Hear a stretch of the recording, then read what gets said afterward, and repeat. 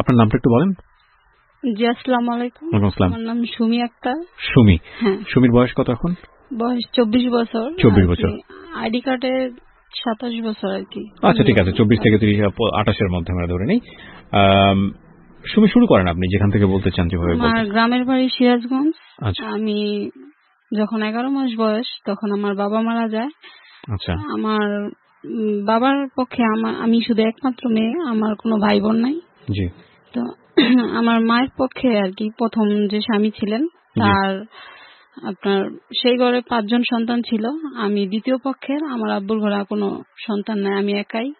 আমার যখন 11 মাস বয়স তখন একটা দুর্ঘটনা, মানে আমার আব্বু চাকরি করতেন আর কি, সেখান থেকে আমরা ছুটিতে গ্রামে যাই আর কি।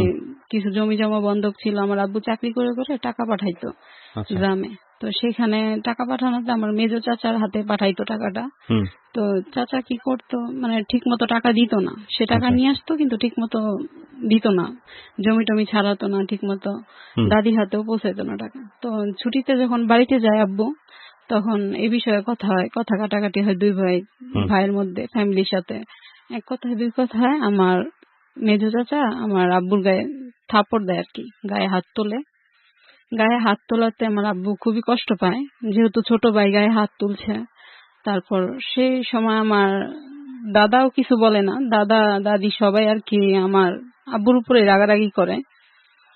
তো সে কষ্ট থেকে আমার আব্বু ঘর থেকে বের হয়ে যায় ওই সময়। তখন সন্ধ্যার দিকে বের হয়ে যায়, মনে করে যে ফিরে আসবে, হয়তো রাগ করছে আইসা পড়বো। তারপর সবাই বের হয়, রাত্রে খুঁজতে বের হয়, কিন্তু কোথাও পায় না। মনে করছে কোনো আত্মীয় স্বজনের বাসায় আছে, কিন্তু কোনো আত্মীয় স্বজনের বাসায় ছিল না। যখন ওদিন রাত পার হয়ে যায়, ফজরের সময় দাদি নামাজ পড়ার জন্য ওঠে।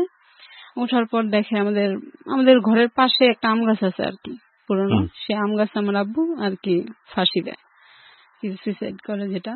ওহো, এটা আপনি পরবর্তীতে শুনেছেন? হ্যাঁ, এটা আমি শুনছি, বড় হওয়ার পরে শুনছি।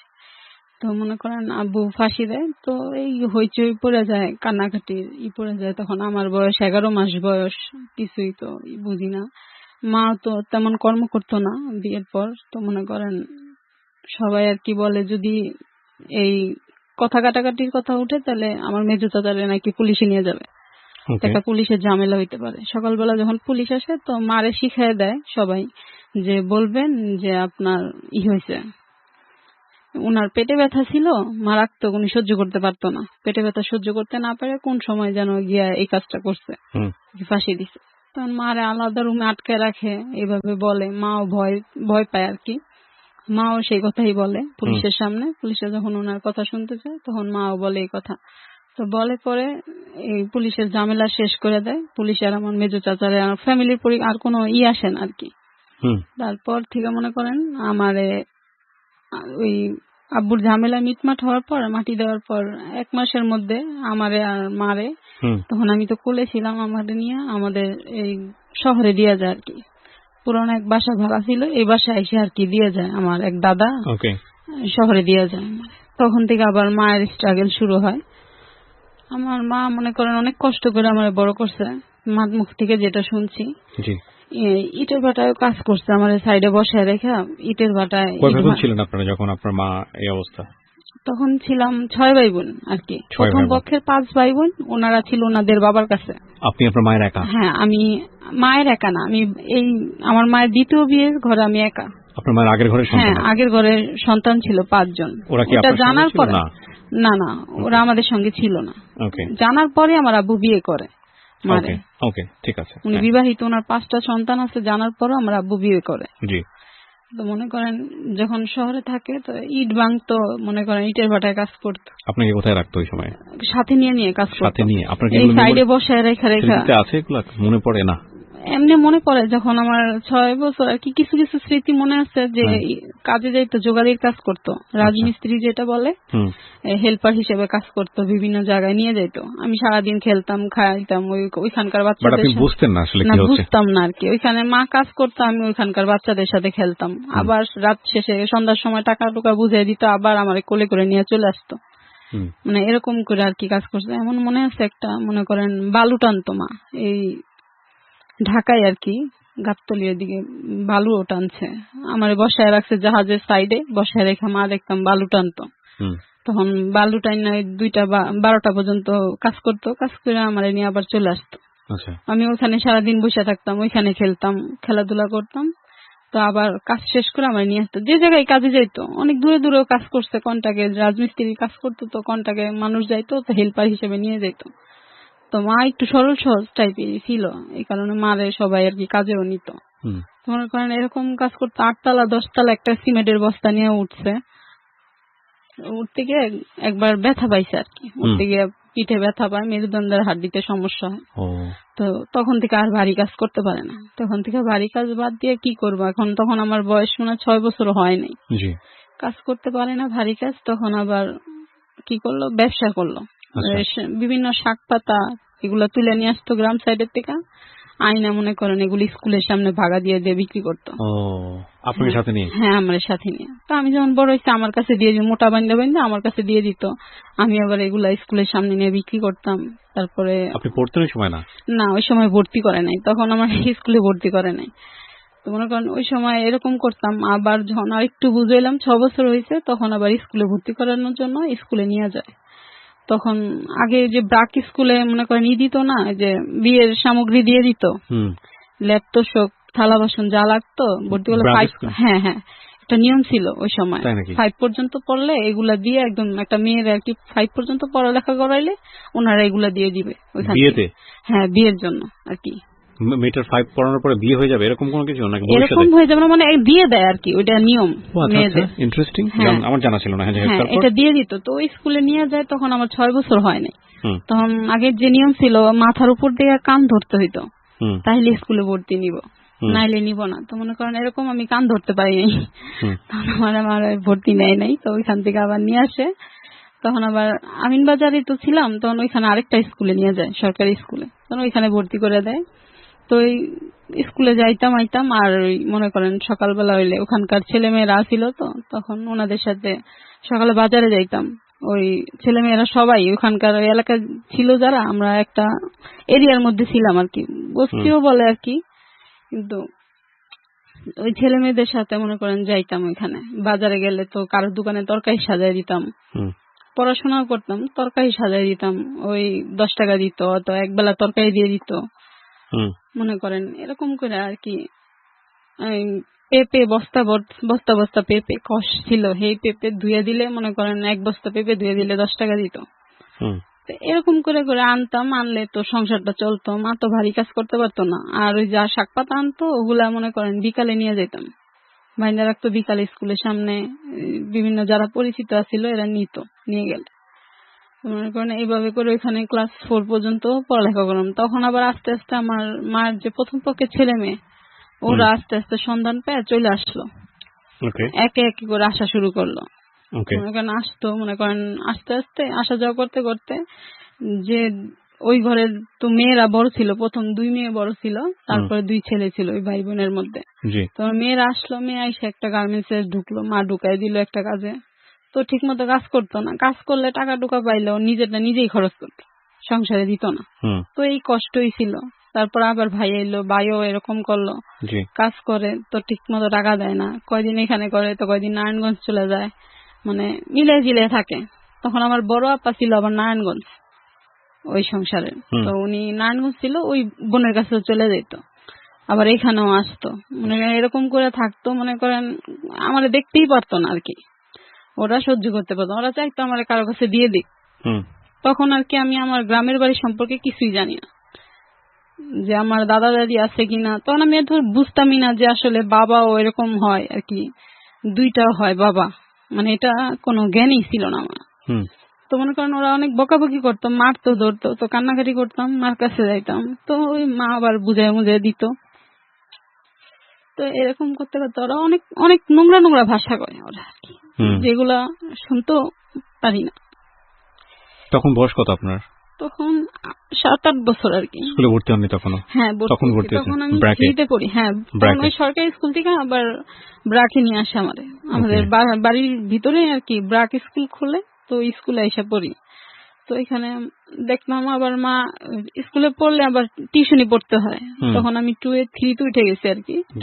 3-তে উঠছি, পরে এরকম করে আর কি চলতেছে। বাজারে যাই, তরকারি বেশি, সকালে ওদিকে কাজ করি, হুম 20 টাকা দিলে আর কিছু তরকারি দিয়ে দিত, বাসায় নিয়ে আসতাম। হুম আর মা শাক পাতা তুলতো, এগুলো আবার বিকাল স্কুলের সামনে নিয়ে যেতাম।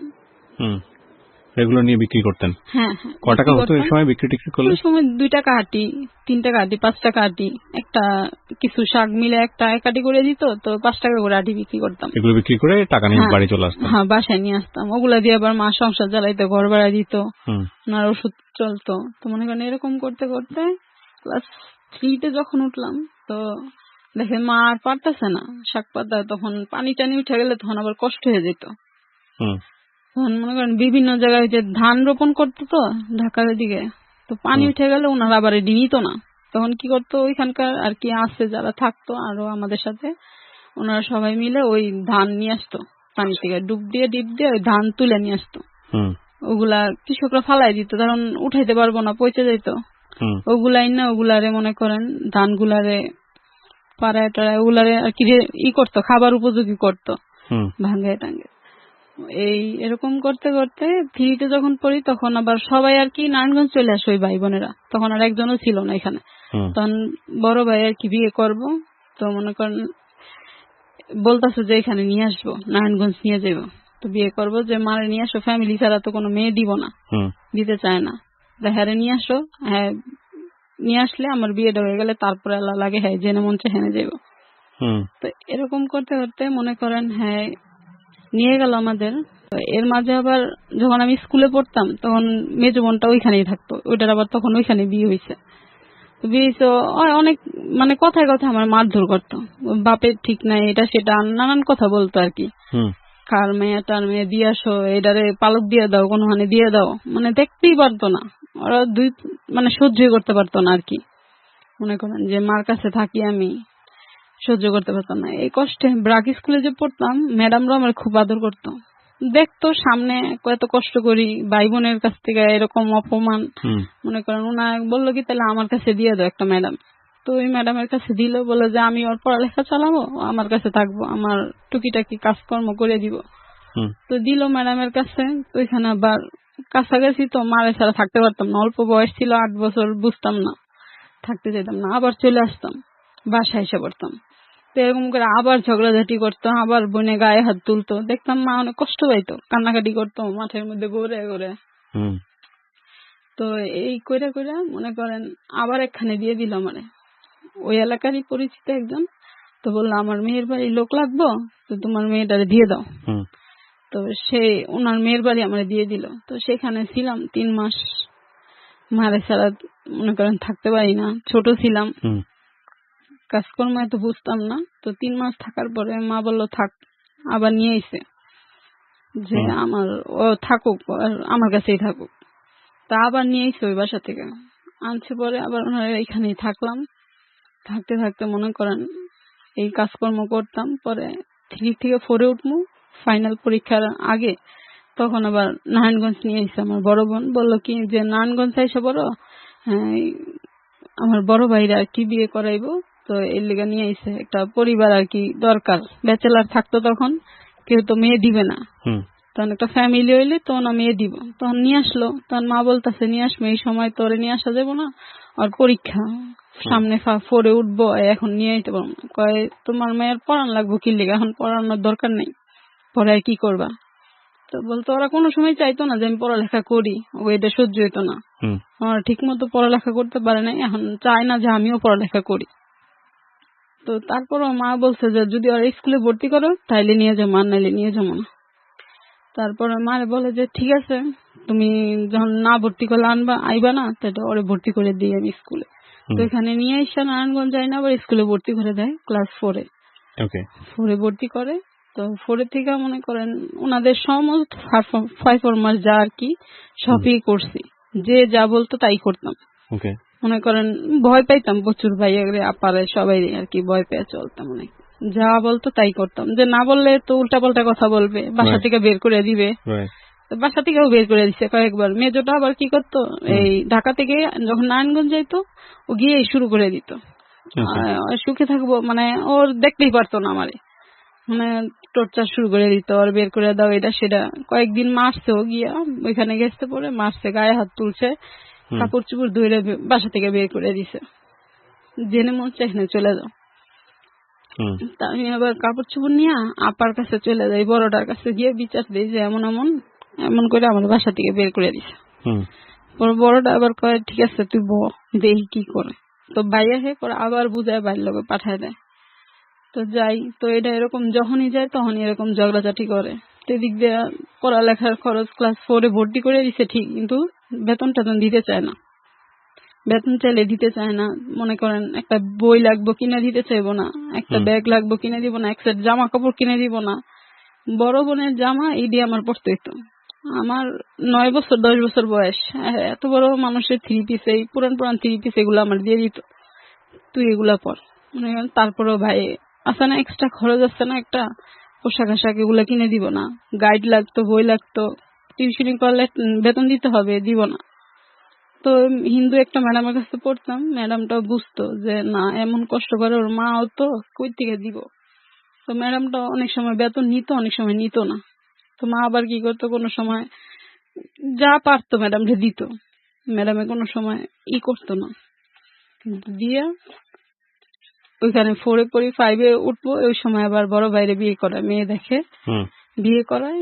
বিয়ের পরে মনে করেন শুরু হয় আরেক ঝামেলা। সেই ঝামেলা যেমন আমি মা, তো ওনারা আবার মিথ্যা কথা বলে বিয়ে করায় যে সংসারে মা আছে, কিন্তু আমি যে আমার বোন বলে পরিচয় দেয় না, বলে এটা মা অসুস্থ তো মারে দেখাশোনা করার লেগে মেয়েরে নিয়ে আসি। বিয়েটা মানে মেয়ে দেখতে গেছে, সবাই চলে গেছে, বোনের ফ্যামিলি গেছে, বোনের শ্বশুর বাড়ির ফ্যামিলি গেছে, ভাই গেছে, মার কথা পরিচয় দিচ্ছে না, আমার পরিচয় দেয়নি। ওখানে বলে আমি নাকি মানে আমার পালক নিয়ে আসছে, পালতে নিয়ে আসছে, মার দেখশন করার লেগে আমার আনছে। যে পরিবারের সাথে বিয়ে, ওনারা তো মনে হচ্ছে ওরা দেখতে আনছে, আবার পড়ালেখা করাইবো কেলে। বিয়ের পর ভাইয়ের বউ বলতেছে যে ওরে কি এর পড়ালেখা করাইবো, আর পড়ালেখা করানো লাগবে না, ওরে পড়ালেখা করাইলে আমারও পড়ালেখা করাই দিও। ভাইয়ের ওয়াইফ আর কি বলে, তো মনে করেন বলেন তারপর ওরে পড়ালেখা করাইলে আমারও পড়ালেখা, আমার বই খাতা এগুলা কি করতো, ছুঁড়ে ছুঁড়ে ফালাই দিত স্টোরুমে। ফালাই দিয়ে দিয়ে যদি আমি খুঁজে না পাইতাম তো ভাইয়ের কাছে এটা সেটা বলে মার খাওয়াইতো। তো ভাইয়া আবার চিলাচিলি করতো, আইনা দিত না। একটা গাইড লাগবে কিংবা বই লাগবে, এগুলা কোনো সময় আইনা দিতে চাইতো না। তো বলতে বলতে বলতে বলতে একটা নিয়ে আসবে এরকম। তো টিউশনের ফি তখন ছিল 200 টাকা, 200 টাকা করে ম্যাডামের কাছে 300 টাকা করে পড়তাম। 300 টাকা দিতে চাইতো না। ভাইয়ের ওয়াইফ বলতো কি 300 টাকা করে দিবা, আমার ভবিষ্যৎ নাই, মানে ওনাদের ভবিষ্যতের কথা চিন্তা করে আমার টিউশনি পড়াটাও বন্ধ করে দিছে। তো স্কুলে তখন 5 পাস করি। তো 5 পাস করার পরে আবার একটা হাই স্কুলে আর কি করি, ভর্তি পরীক্ষা দিব। ভর্তি পরীক্ষার কোচিং করতে হয়। কোচিং করার জন্য মনে করেন কিছু টাকা লাগবে, 500 টাকা মনে হয়, মানে 1 মাস কোচিং করাবে 500 টাকা। তো এই টাকাটাও দিতে চায়নি। তখন আমার বড় দুলাভাই যে বলতেছে পড়ালেখা যেহেতু করাইবা দেও, সমস্যা কি, দিলে তো বিফলে যাবেন। তো কি আর রাজি হয় না, দিব না, ভর্তিই করবো না মানে। তারপর আমার বড় দুলাভাই বলে যে থাক, উনি আবার ভালো মানুষ ছিল, উনি বলে যে থাক আমি দিতেছি, পরে দিয়ে দিব না। আমার ভাই পরে ভাই দিছে অবশ্য, পরে নিয়ে নিছে, প্রথম দিতে চায়নি, পরে ভর্তি করে দিছে স্কুল, হাই স্কুলে ভর্তি করছে। ক্লাস 6 যখন পড়ালেখা করি তখন মনে করেন এরকম সংসারে প্রতিদিন একটা না একটা সংসার তখন কিভাবে চলতেছিল? ক্লাস 5 যখন পড়ানো, ভাইরা কি কোনো সাপোর্ট দিত? হ্যাঁ, তখন ওই যে বড় ভাইয়ের কাছে চলে যাই, বড় ভাই যে চাকরি করতো ওইটার উপরেই চলতো সংসার, ওইটার বড় ভাই চালাইতো। তখন আর আমি কোনো কাজ টাজ করি না, ওইখানে গিয়ে পড়ালেখা করি, এমনি সংসারের কাজকর্ম টুকটাক বাজার টাজার করা এগুলো আমার দিয়ে করাইতো। আচ্ছা আচ্ছা, হ্যাঁ, এগুলো আমি করতাম। সকালে বাজার করা, বাজার টাজার করে দিয়ে তারপরে স্কুলে যেতাম।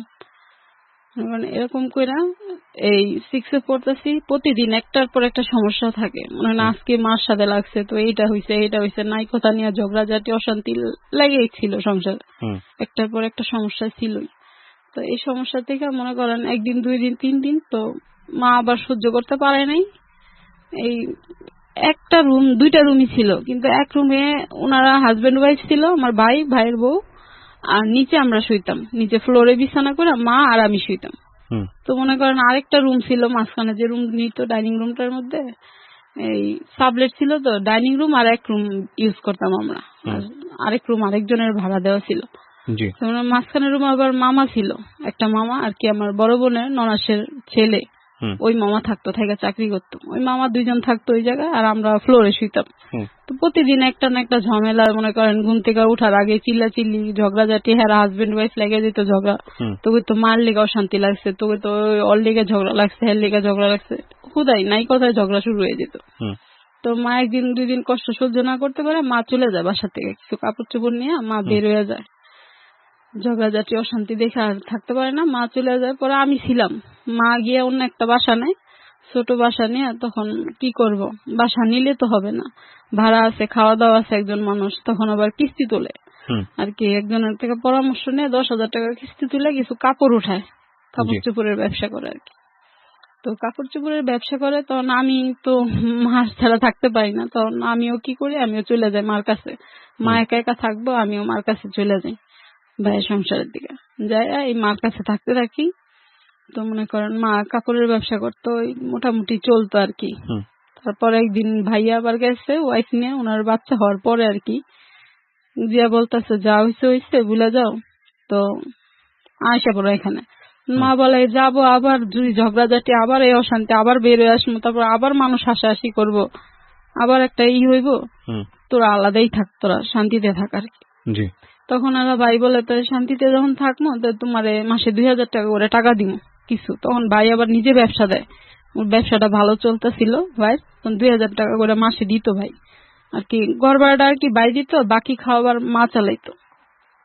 যেমন কাপড়ের ব্যবসা করতো, তখন আমি স্কুলে পড়তাম, তখনও ঠিক মতো আমার স্কুলের আমি টিউশনই করতে পারিনি, মানে পড়তে পারিনি কারো কাছে। ওই স্কুলের বেতনের জন্য মনে করেন এই আপনার স্কুলের যে হেড স্যার, তারপরে আপনার অধ্যক্ষ যারা আছে, তাদের বাড়ি বাড়ি যেতাম সকালবেলা গিয়ে, যাতে পরীক্ষার আগে একটু বেতনটা কমায় দেয় কিংবা বেতনটা মওকুফ করে। তো মওকুফ করলে তো দেখা যায় ভর্তি করাইতেই তো পারে না, তো মওকুফ বেতন দিব কই থেকে? পরীক্ষা আসলে মনে করেন পাইতাম না, রিসিট পাইতাম না, ঢুকার পরীক্ষার ফি জমা দিতে পারতেন না? না, ফি জমা দিতে পারতাম না, জমা যেত। তো ওই হেড স্যার কাছে ঘুরতাম, ঘুরে ঘুরে মনে করেন এরকম করে নিতাম। জি। তারপর ঘুরে ঘুরে আমার বেতনটা মওকুফ করাইতাম, হয়তো মওকুফ করায় মনে করেন পরীক্ষায় অ্যাটেন্ড করতে পারতাম। তখন 6 এর থেকে 7 উঠলাম, ভর্তি তো করাইতে পারতেছে না মা। মানে তখন আবার কাপড়ের ব্যবসা করে ঠিক মতো যাতায়াত করতে পারে না। ওই যে আগে যে সিমেন্টের বস্তা উঠাইতে গিয়ে ব্যথা পাইছে মেরুদণ্ডে, সেই ব্যথাটা আবার জাগে। আচ্ছা। জাগে, তখন আবার অসুস্থ হয়ে পড়ে। তখন কি করবো, ক্লাস 7 কষ্ট করে ভর্তি করছে, বড় আপার কাছ থেকে 2,000 টাকা না হাওলাত এনে ভর্তি করছে আমারে। তো মনে করেন সেখান থেকে ভর্তি করে এখন আমি তো টিউশনের ফি কারো কাছে পড়তেও পারি না, একা একা আর কি পড়বো, অঙ্ক এইগুলা কিছুই, এতগুলা সাবজেক্ট তো আর করতে পারি না, একা কভার করতে পারি না। কোন ক্লাসে থাকতে এটা? তখন 7 থাকতে। 7 হ্যাঁ। আবার পরীক্ষা ফিস দিতে পারি না, বেতন দিতে পারি না, সব সময় তো আর স্যারেরা মাফ করে না।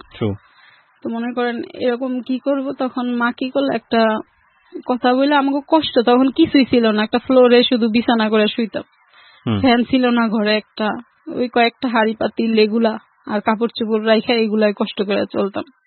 এই গরমের মধ্যে পাশের রুমে হিন্দু মহিলা, উনার ঘরে বসে থাকতাম, উনি কখন কাজ থেকে আসবে, কাজ থেকে আসলে খাওয়া দাওয়া করে উনার ঘরে ফ্লোরে গিয়ে শুয়ে থাকতাম, গরমে ঘরেও থাকতে পারতাম না। তখন কি করবো, মা ওনারাও কষ্ট দেখতো, এত কষ্ট করি। মা অনেক অসুস্থ হয়ে পড়ে তখন। তো অসুস্থ হওয়ার পরে তখন ডাক্তারের কাছেও তো নিব, এত টাকাও তো নাই, ভাইয়াও কিছু বলে না, বললে আমি কই পাবো, তোমার আর ছেলে মেয়ে নাই। হ্যাঁ, একটা বললে আরো 1,000টা শোনায় দেয়। হ্যাঁ, যে 2,000 টাকা দিত সেটাও অনেক কথা শোনায় দিত, তারপরেও দিত, সে দিত, কিন্তু আর কোনো কেউ দিত না। আরো যে ভাই আছে একটা, এও দিত না কোনো সময়। মনে করেন এরকম করতে অনেক অসুস্থ হয়ে পড়ে। পরে আমি কি করি, একটা হুঁশিয়ারিতে আর কি, ছোট হুঁশিয়ারিতে জব নেই হেল্পার হিসেবে, তখন 3,000 টাকা আর কি স্যালারির মধ্যে জব নেই। তো আমার এদিকে স্কুল, তো আমি যেখানে কাজে লাগাই দেয় একজন আন্টি, ওনারে বলছি যে আমার তো স্কুল আছে, আমি অন্তত পড়তে চাই, আমি এসএসসি পাসটা তো করবো। তো মনে করেন উনি নিয়ে দেয়, ওই ভাইয়াদের সাথে কথা বলি, যে মালিক, ওনার 2 জনের সাথে কথা বলি যে ভাই আমার তো স্কুল আছে, আমি সকালে 11টায় স্কুল ছুটি হইব, আর 11টায় ছুটি হইলে 12টায় ছুটি হয় আর কি, 12টায় ছুটি হলে আমি দুপুরের পরে এসে কাজ করবো। তো ওনারা রাজি হয়েছে, বলছে আচ্ছা ঠিক আছে, পড়ালেখা করো, গরিব মানুষ, ওনারা মানে পরে আমি এরকম করে 2-2.5 মাস পড়ালেখা করি আর কি। সপ্তাহে 2 দিন দিত আর কি আসতে, 2 দিন আর কি ছুটি দিত 12টা পর্যন্ত। ওই 2 দিন 12টা পর্যন্ত মনে করেন স্কুলে থাকতাম, ক্লাস করতাম, ক্লাস করার পর আবার যাইতাম কাজে। 1টা বাজে খাওয়া দাওয়া করে 2টার মধ্যে ফ্যাক্টরিতে থাকতাম। তো এরকম করে করে 2.5 মাসের মতো কাজ করি। তারপর আমার ফাইনাল পরীক্ষা শুরু হয়ে যায় 7 এর। তো ফাইনাল পরীক্ষার জন্য মা আবার বলে থাক এখন আর পরীক্ষাটা দিয়ে ফেলা একবারে। তখন আবার পরীক্ষা দেওয়ার জন্য কাজ ছাড়াই এসে পড়ি। তা এসে মনে করেন এই পরীক্ষাটা দেই, পরীক্ষা দিয়ে যখন 8 উঠবো তখন আবার ওই একই সমস্যা, টাকা নাই, কোথা থেকে ভর্তি করব, এই সমস্যা। তো পড়তাম ওখানে ভালো স্কুলে, হাই স্কুলে, নাম করা গার্লস হাই স্কুল। তো ওইটার মধ্যে মনে করেন এখন তো ভর্তি করতে পারতেছে না আমারে, এখন কি করব, ভর্তি হইতে পারি না, এমন কান্নাকাটি করতেছি আমার ভর্তি করবা না, আমি পড়ালেখা করবো। তো বুঝাই তো টাকা পয়সা নাই, কি করবা, তোমার কেমনে ভর্তি করো। তা আবার কাজে ঢুকলাম আরেকজনের সাথে। আপনি কোন ক্লাসে? তখন 8-এ আর কি। এই কাজে ঢোকা বলতে কি ধরনের কাজ? তো হুঁশিয়ারি আর কি, মিনি গার্মেন্টস বলে আর কি, দেশি মাল, যে দেশি। এত ছোট বাচ্চাদেরকে ভর্তি নিত? হ্যাঁ, ওই যে স্যালারি কম দিত, 3000 টাকা 2500 টাকা বেতন দিয়ে রাখতো আর কি। হেল্পারি করতাম, সুতা কাটতাম, তো একটু চাটা বানায় দিতাম, এগুলা করতাম, ফ্লোর ঝাড়ু টাড়ু দিয়ে দিতাম। এইটা উঠার পরে তো ঠিক মতো স্কুলে যেতে পারিনি, ভর্তি করায় নাই। তখন কি করবো, কান্নাকাটি করি। তো একজনের সাথে ধরে আরেকটা আপু আসছিল আমাদের সাথে, ও কাজ করতো। তো বললো আমি নিয়ে কাজের ঢুকাই দিই তোমারে, দেখি। তখন আমি আবার একটু লম্বা চূড়া দেখতেছিলাম, লম্বা চূড়াইছিলাম, বোঝা যেত না যে লম্বা চূড়া হয়েছি, তো বোঝা যেত না, একেবারে অল্প বয়স, 13 বছর বয়স, বোঝা যায়নি। তো নিয়ে যায় কাজে, অন্যজনের আইডি কার্ড মানে জন্ম নিবন্ধন দিয়ে আমারে নিয়ে যায় একটা গার্মেন্টসে। নিয়ে যায় পরে গার্মেন্টসের গেটে দাঁড়ায়, ভিতরে নেয়, কিন্তু নেওয়ার পর ওনারা বুঝে যায় আমার যে অল্প বয়স, সেটা বুঝতে পারে। এখন পিএম স্যার বলতেছে যে গার্মেন্টসের যে নিতে আসছে যার ফ্লোরে, পিএম বলতেছে মেয়ের তো অল্প বয়স, এর কিভাবে নিব। এখন ওই আপুটা আবার বলে স্যার কিছু বললেন না, গরিব মানুষ, থাক দেখেন যদি কোনোভাবে নিতে পারেন তো সংসারটা চলবো। তো মনে করেন ওই স্যারে নিয়ে যায়, নিয়ে উপরে যায় আর বলে যে তুমি তো অল্প বয়স, সবার সামনে বললাম না, তুমি তো আমার মেয়ের থেকেও ছোট বয়স হবা, তোমার তো এখন কাজে কেমনে রাখবো, তুমি তো কাজ করতে পারবা না, বুঝবা না কিভাবে কি কাজ করতে হয় গার্মেন্টসে। তারপরও রাখে স্যারে, কিছুদিন ওখানে চাকরি করি। তো বাইরে আসলে আবার আমাকে এলাও করতো না, লুকায় ফেলতো। তো এরকম করে কয়েক মাস চাকরি করার পর ওখান থেকে কাজ ছাইড়া দিই। কাজ ছাইড়া দিয়ে মনে করেন আবার আইসা পড়ি। তো আইসা অন্য আরেকটা জায়গায় কাজ নেই, কাজ করতে করতে তো আমার স্যার দেখলো, স্যার বলতেছে যে প্রাইমারি স্কুলের স্যার আর কি, উনি আবার অনেক আদর করতো। তো উনি আবার একদিন রাস্তা দেখা হইলো, তুমি কি পড়াশোনা করো না? তো আমি বললাম যে না স্যার, আমি তো পড়াশোনা করি না, পড়াশোনা করতে পারতেছি না, এরকম এরকম সমস্যা। বলে তো কি করবা, এসএসসি পাসটা তো করবা। তখন কি করলো যে উনি একটা দিল আর কি, সমাধান দিল যে তোমার উন্মুক্তে ভর্তি করে দিই, অন্তত এসএসসি পাসটা করো, উন্মুক্ত থেকে কাজও করবা, শুক্রবার ক্লাসও করবা। পর স্যারের কথা শুনে স্যারের বললাম, তো স্যার আপনি একটু আমার ভর্তি করে দেন, আমি কাজটা করি দেন। তারপর আমার আরেকটা ফ্যাক্টরিতে কাজ নেই, আমি সেখানে হেল্পারিতে কাজ করতে থাকি। তখন ওই স্যারে আমার উন্মুক্ততে ভর্তি করে দেয়, 7.5 কাজ করতাম, শুক্রবার হলে মনে করি স্কুলে যেতাম, ক্লাস করতাম। এই পুরো সপ্তাহ, এমন সপ্তাহ নাইট টাইট করছি। যেমন কালকে আমার পরীক্ষা, শুক্রবার কালকে পরীক্ষা, আজকে 12টা পর্যন্ত কাজ করছি। কাজ করে তারপরে বাসায় গিয়ে আমার পরীক্ষা দিতে হয়েছে পরের দিন। ছুটি দিতে চাইতো না, কমপ্লেক্স ফ্যাক্টরি মনে করেন, বললেও হইতো না। তারপরে বইলা টইলা শুক্রবার বন্ধ নিতাম, অনেক সময় কাজের চাপের কারণে শুক্রবারও খোলা রাখে ফ্যাক্টরি গুলা। তো বইলা টইলা যাইতাম, পরীক্ষার কথা বইলা, তারপরে ছুটি দিত। মনে করেন আজকে 12টা পর্যন্ত কাজ করছি, কালকে আমার পরীক্ষা, বাসায় গিয়ে রাত জেগে পড়তে হইতো। পড়া তারপর এরকম করে এসএসসি পরীক্ষাটা দিই। এসএসসি পরীক্ষা দেওয়ার পর ওই কলেজে আর কি, ওই কলেজেই ভর্তি হয়ে আবার ইন্টারে ভর্তি হয়ে কলেজে। তখন আমি কাজ করি, বেতনে কাজ করে আমার সংসার চালাই। মা নিয়ে তখন আর মা কাজ করতে পারে না, কাপড়ের ব্যবসাটা বন্ধ হয়ে যায়। অসুস্থ হওয়ার পর থেকে আর কাপড়ের বোঝা বইতে পারে না, তখন থেকে আবার আমি সংসার চালাই। তখন থেকে এই পর্যন্ত মনে করেন এখনো আমি এই কাজ করে করে সংসার চালাইতেছি। ইন্টার পাস করি, ইন্টার পাস করার পরে ওই গার্মেন্টসে কাজ করি। আপনার ভাইগুলো কোথায় এখন? আছে ওইখানেই, কেউ ঢাকা থাকে, যে যার মতো আর কি। দেখেন না কেউ আপনার? না না, আপনার সংসারের আয় দিয়ে আপনার মা চলতেছে? হ্যাঁ, আমার আয় দিয়ে আর কি আমার সংসার চালাই। বিয়ে শাদী করেন নাই? না না, বিয়ে শাদীও করিনি। বিয়ে শাদী কেন হয়নি, মানে এটার কারণে বিয়ে শাদী হয়নি নাকি? এই একটা কারণে মনে করেন দেখলাম যে বোনেরা যে বিয়ে হয়েছে তারাও এত হ্যাপি না, মার জীবনে এত কষ্ট, মানে আমি আমারও তো সুখ হইব তারও নাই।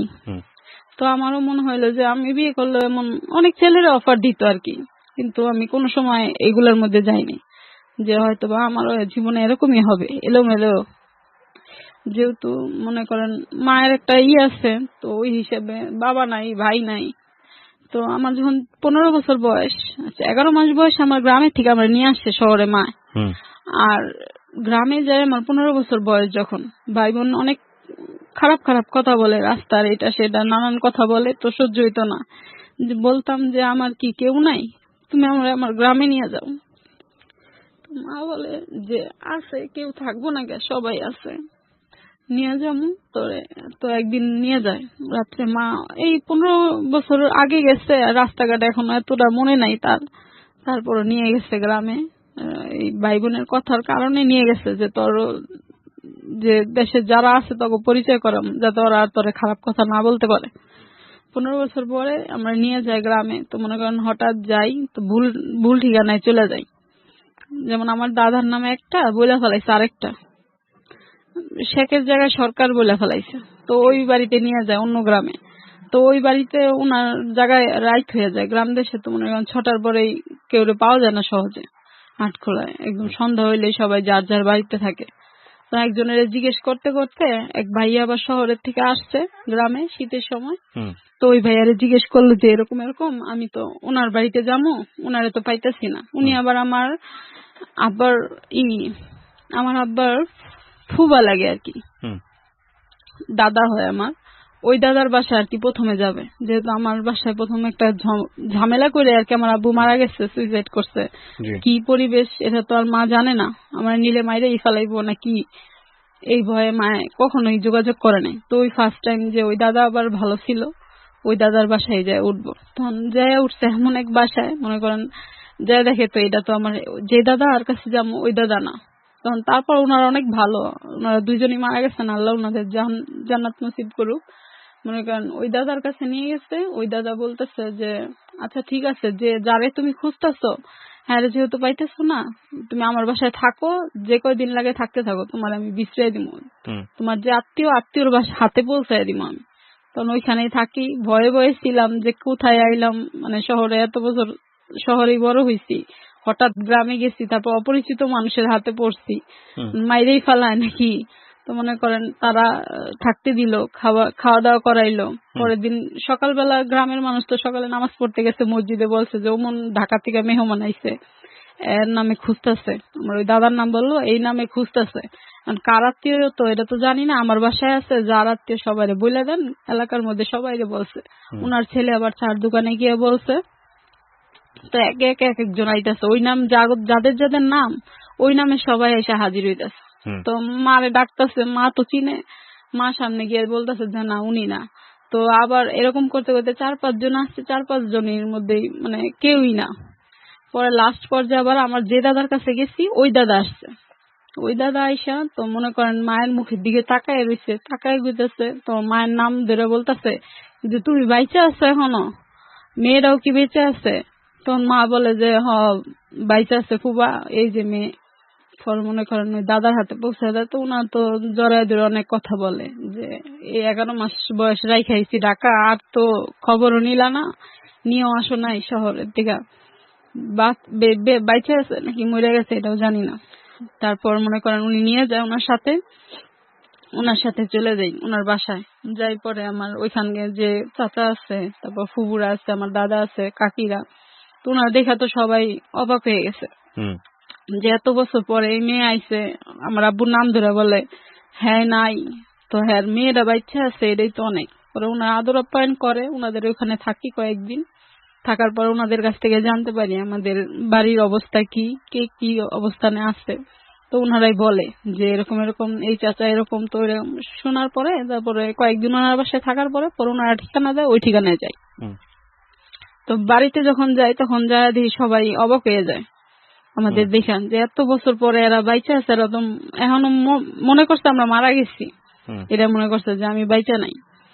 দেখে অবাক হয়ে যায় সবাই যে এই মেয়ে এখনো বেঁচে আছে, এই বউ, আমরা তো মনে করছি এই বউ মরে গেছে, হয়তো মাইয়া কোনোখানে গেছে, নাইলে কিছু হয়ে গেছে। এক্স্যাক্টলি, আমি এই জায়গাটা থেকেই বলি আপনাকে, একটা হচ্ছে দেখেন পরিস্থিতির উপরে তো কারো হাত নাই, তাই না? আপনার হয়তো আফসোস আছে যে আপনার এতগুলো ভাই, তারা যদি আপনার মাকে দেখতেন তাহলে হয়তো আপনার জীবনটা অন্যরকম হতো, তাই না? তবে এটা ঠিক, পরিস্থিতি আরো জটিল হতে পারত। আপনি ধরেন এখন 2 হাত 2 পা আছে, আপনি এটা দিয়ে পয়সা যতটুকু পারেন রোজগার করেন এবং সেটা আপনার হালাল উপার্জন, এটা দিয়ে আপনি আপনার মাকে সেবা করতে পারছেন। হ্যাঁ, নারী জীবনের একটা অসম্পূর্ণতা, যদি বিয়ে, সংসার, বাচ্চা এগুলো প্রয়োজন আছে, কিন্তু এটা যদি একেবারেই না হয় তবুও আপনার খারাপের জন্য এটা হয়নি আপনি এটা বলতে পারবেন না, কারণ আপনি আপনার মাকে সেবা করছেন, মার পাশে থাকছেন, যে কারণে আপনার এটা হয় নাই। তো দিন শেষে আপনার একটা আত্মতৃপ্তির জায়গা আছে। হ্যাঁ, আমি বরং এটাকে পজিটিভ হিসেবেই দেখতে চাই। তবে আপনার মা নিশ্চয়ই চান আপনার বিয়ে শাদী হোক, এবং সেটা সবসময় বলে। আমি আবার চিন্তা করি যে পড়াশোনা করছি তো একটা ভালো চাকরি টাকরি যদি পাই, তারপরে আস্তে ধীরে হয়তো সংসার করবো, তখন একটা ভালো ছেলে রেখে বিয়ে করবো। এবং দেখা যায় গার্মেন্টস এর মনে করেন কাজ করি ছেলেরা, গার্মেন্টস এর আমি যে সেকশনে কাজ করি আমি তো ছেলেদের চিনি কিরকম ওরা, না তারপরে বড় কথা হচ্ছে আপনার নিজের আগ্রহ হয় না। রাইট, বিয়ের পরে আপনার ফ্যামিলিকে আপনাকে দেখতে হবে, সেরকম কমিটমেন্ট নিয়ে আপনাকে বিয়ে শাদী করতে হবে, যেটা অনেক সময় ছেলেরা সাপোর্ট করে না বা দিতে চায় না। যারাই আসে তো মনে করেন বলে যে না দেখবো, মাকে দেখবো, সমস্যা নাই, কিন্তু আমার মনে হয় বিশ্বাস হয় না আমার, যে আমি যদি নির্দিষ্ট একটা চাকরি করি বিয়ের পরে এটা করব, আমি আমার টাকা দিয়ে আমার মাকে দেখবো, সমস্যা নাই। মনে করেন যখন গ্রামে যাই তখন আবার চাচারা দেখে খুশি হয়, সবাই অবাক হয়, খুশি হয়, তখন চাচারা বলে যে আমি তোমারে রাখতে পারি, কিন্তু তোমার মারে তো বাবা আমরা রাখবো না। তো মনে করেন এখন আমি চিন্তা করি যে আমারে যে ফালাই নাই আমি তারে ফালামো কেন, সে আমার মা। তখন আমিও বলছি যে না আমি থাকবো না, আমি কর্ম করি, কষ্ট করি, মাকে নিয়ে থাকি, আসবো গ্রামে যাই, বছরে যাই একবার, যাওয়া আসা পরে। ঠিক আছে, আপনার মাকে কখনোই ফেলবেন না। রাইট, পরিস্থিতি বোঝাটা আসলে খুব জরুরি। আমরা আসলে নারীকে সম্মান করি তার কাজের জন্য, নারী যে একাও পারে সেই জায়গাটাকে আমরা রেসপেক্ট রাখবো আজকের অনুষ্ঠানের মধ্য দিয়ে। আমরা শুধু এতটুকু বলতে চাই যে অনেক মানুষের স্যাক্রিফাইস চোখে দেখা যায় না, কিছু কিছু মানুষের স্যাক্রিফাইস হয়তো দৃশ্যমান, যে কারণে আমরা তাদেরকে নিয়ে অনেক কথা বলি, কিন্তু আমাদের সমাজের চারপাশে এমন অসংখ্য মানুষ আছে যাদের স্যাক্রিফাইস গুলো দৃশ্যমান হয় না, কিন্তু তারা নিজের জীবনের অন্যতম সুখ, সমৃদ্ধি এবং ভবিষ্যৎ বিসর্জন দিয়ে তারা তাদের প্রিয়জনের পাশে থাকেন, যে স্যাক্রিফাইস গুলো হয়তো ইতিহাসের পাতায় লেখা থাকে না, বইয়ের পাতায় লেখা থাকে না, এবং তারা হয়তো একাডেমিক্যালি খুব ভালো করে পড়াশোনাও করেননি, কিন্তু তাদের ভেতরের মানবিক বোধগুলো আমাদেরকে অনেক কিছু শিক্ষা দেয়। সো সেই শিক্ষাটা আজকে আমাদের এই অনুষ্ঠানে নিতে হবে। সবাই অনেক ভালো থাকুন, আজকের মতো এই পর্যন্তই, শুভরাত্রি।